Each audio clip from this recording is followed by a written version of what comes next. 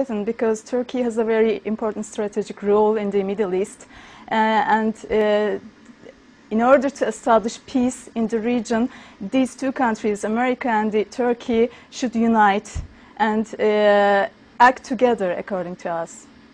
I mean, not just on diplomatic level. You know, we are two countries. Apparently, America has a existence in the region for the last 5 decades. So America is literally in the region right now. We are together here in the region. And there are only 3 countries, including America, if we include America in the region, who are not Marxists. It's Israel, Turkey, and America. So we have to be closer to each other. I mean, there has to be a much more sincere relationship, a much more close relationship between the people of America and Turkey.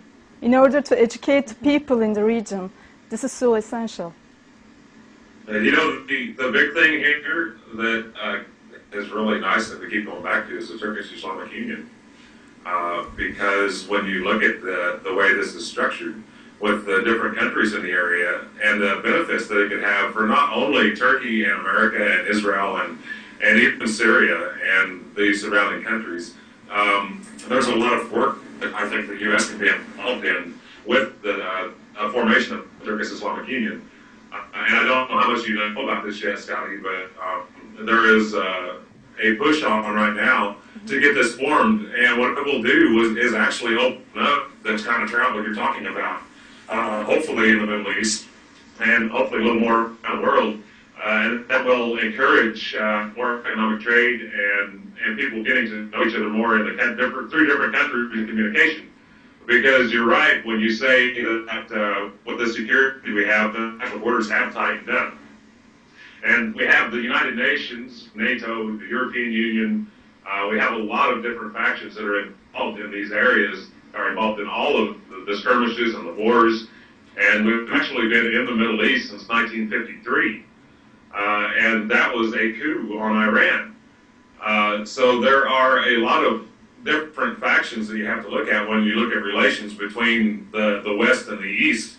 And one of those, I think, is America learning to respect the views and the political and personal situations in the Middle East, because they are so different. And a lot of people here, I think, especially in government, need to really know a lot more about the people there and what is wanted by the people of those governments rather than what the government of those people are looking for. Because overall, the big picture we have to look at is the safety and the economics and what is good for the people of the world, not exactly what is good for a lot of the people that are in the governments of the world right now. As far as education, that is the #1 issue all around the world right now is education, because actually America is really, really low in educational. If you look at the educational chart on how we are educated here in America, we are way down. I think we're like 43rd, which is really, really a disgrace when you look at it, because the Department of Education that we have has about, I think, about 5,000 members. And the last I looked, it was the budget for our education department was about $15 billion. When you compare that to $1.3 trillion that they spend on war, there is a big lack there, even in the numbers as far as education in our own country. And I agree with you when you first said that education is not recognized in the Constitution, and it's not. And there was actually a lot going on with that when it came into play. And it's actually been around for over 150 years. The Department of Education was actually formed here originally in 1867 in the U.S., and it wasn't represented by any president. It just came in as a minor bureau through the Department of the Interior, and it was actually transferred to the Federal Security Agency. So our Department of Education, I totally agree, needs to have something done with that. And I've heard some of your views on that, Scotty, and I know that you don't believe the government should be have their fingers in that as deep as they do. So do you what would be your plans with something like that, when you get in there? Okay, and well, I say when because I hope you get in there. Thank you very much for your optimism.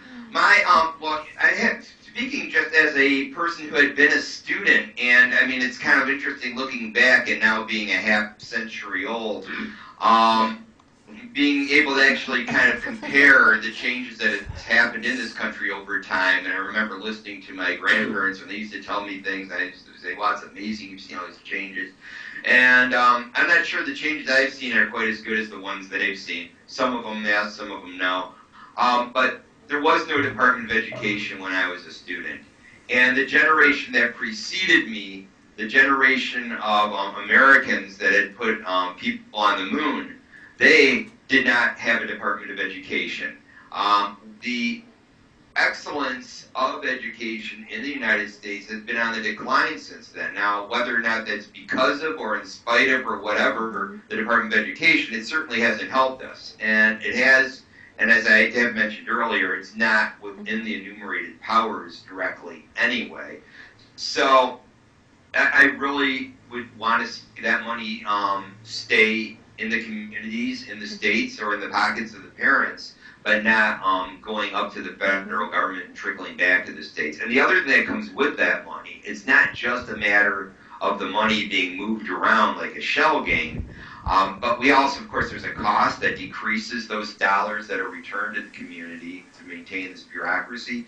And all that money comes back with strings attached. And those strings, I don't think are beneficial. These idea of standardizing curriculum across an entire country, the size of the United States, and you put it in perspective, be like standardizing the curriculum around the entire European Union.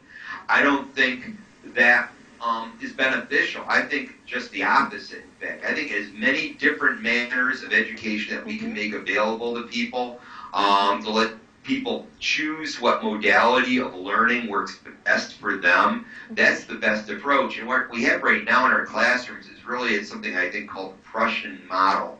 It's a very old way of structuring a classroom that is terribly outdated. And if for instance, if it is argued that actually it's still good, well, fine, but let it compete with other models of a classroom arrangement or distance learning or homeschooling or other forms of face-to-face classroom group learning. But there's so many different types of ways people can learn, and that should be made available, and whatever works best, that will win. I mean, a free market of ideas and a free market of learning about ideas. Do you think that has to be... No, please go ahead. What I was going to say was that we can't really blame the Department of Education for that, because in actuality, the Department of Education, the U.S. Department of Education, is not that involved in the curricula of education in America.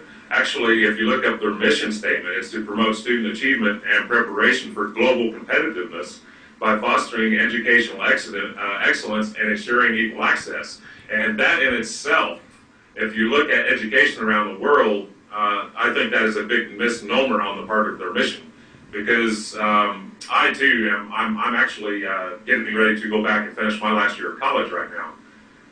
And when you look at the education system, say in Turkey, and I know the girls there can probably tell us a little bit about some of the curriculum you have to meet when you go through school there, and compared to here, the equal access and for global preparation and competitiveness that they talk about is not there in our education system.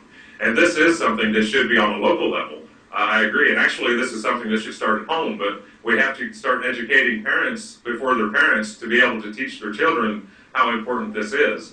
And I think that's one big drawback we have in the U.S. right now is that type of point-specific education on things other than reading, writing, and arithmetic, because we don't have a lot of philosophy that is a required subject in school. You have math and reading and science, and those are all basic that are required in schools right now. Myself, I think that ought to be a lot more stringent and have philosophy and world history be actually required before you can get out of high school. And a lot of those aren't right now. So I think we're seriously lacking in the education department, and that's got to start at the state level because the Department of Education doesn't have the funding or the personnel to do that. And a lot of people are under the impression that it does. So that is something I would like to see brought about with a lot of other changes in our government. There's a lot that need to be done, and I think you're definitely on the right track, Scotty. In fact, I'm sorry. No, please go ahead. I didn't want to interrupt you.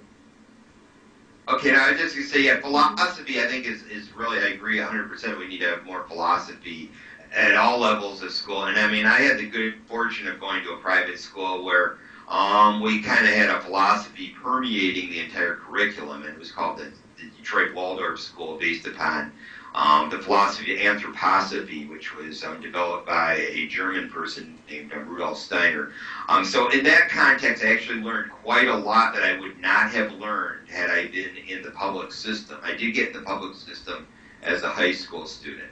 I taught school at a variety of different levels in Michigan. One thing I found was when I did try to apply some of the things I had learned from my experience to the high school math instruction, wherein I wanted to teach geometry before algebra as in a math class. And my reasoning being, one thing was an art-oriented school, and geometry is a more direct application to the arts than does algebra. But another factor was historically, and the Waldorf model that I had learned under starts with the idea of teaching the child ideas in the same order in which people learned them historically. And geometry developed long before algebra. So that was the approach I was taking. But the state had some tests, a standardized test that they were requiring all these schools to use in order to get their funding. And that standardized test insisted that people learn algebra by such and such grade, and then later on they include geometry, and so I wasn't able to apply that. Okay.